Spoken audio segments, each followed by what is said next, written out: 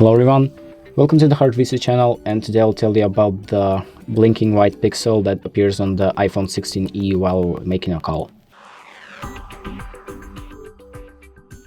So basically, when you take a call and you bring your phone up to your ear, you may see a white blinking pixel. So I'm going to tell you what it is.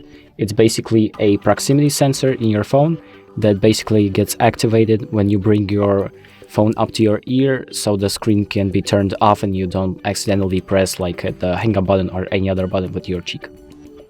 And basically it's nothing dangerous, it's just the phone doing its job, and it's just a proximity sensor, so everything works fine for you. And that's about it. Thank you for watching, I hope this video helps, and make sure to like and subscribe.